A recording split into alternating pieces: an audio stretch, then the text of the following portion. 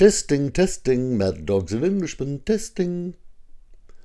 Noel Coward's Memoirs, Volume 4, Chapter 17. I'm employing a newfangled recording device, so I do hope this comes out with sufficient clarity.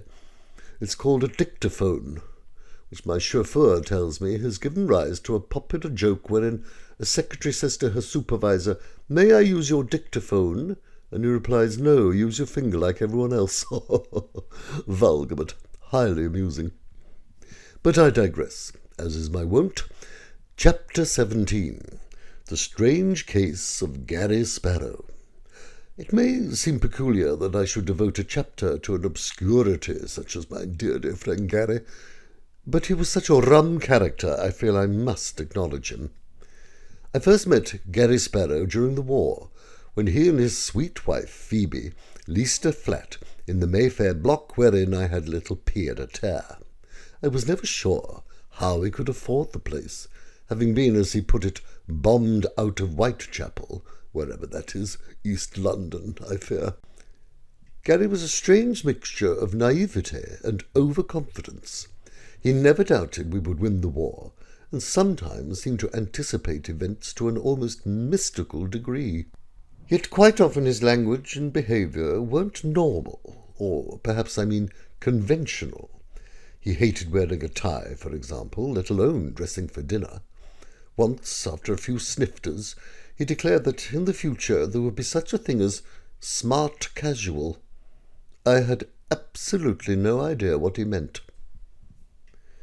To be fair, Gary did don a dinner jacket one memorable evening.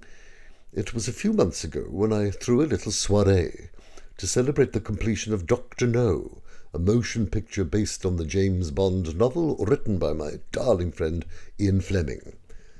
Unfortunately, Ian took an instant dislike to Gary and Phoebe. He's a dreadful snob, his darling Ian, but then so am I, and I adore the Sparrows. They're salt of the earth.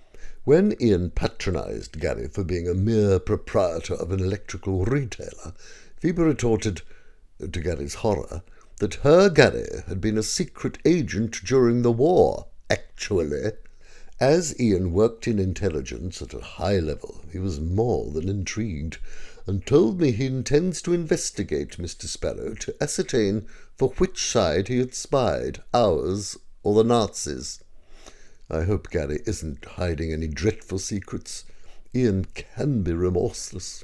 Gary certainly clicked with another of my guests, Brian Epstein, a Jewish chap who I met when he was a student at the Royal Academy of Dramatic Arts, and I was delivering one of my delicious lectures.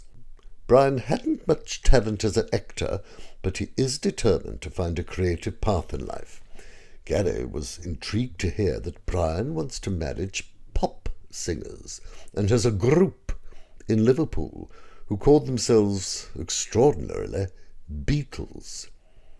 Gary seems to know a good deal about popular music, was strongly of the impression that groups were old hat, solo singers were what the young people want today, and managed to persuade Brian to give up the Beatles as a dead loss, so to speak.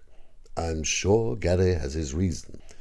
The evening was, quite naturally, an immense success, and I did a few of my wonderful compositions, "A Room with a View, Someday I'll Find You," and I sang one especially to young Brian Epstein, "Mad About the Boy." Oh, the poor man didn't stop blushing for the rest of the evening. Over a dry martini, Gary told me that he is writing a book. He said it was to be entitled "Goodnight, Sweetheart," with a charming little subtitle, "Many Happy Returns." I asked him whether he had a publisher, and he told me he was crowd-funding it, whatever that may be. All contributions welcome, he said, so I think I'll contribute £50, and I'll be ever so grateful if you too could put your hand into your wallet and do so too.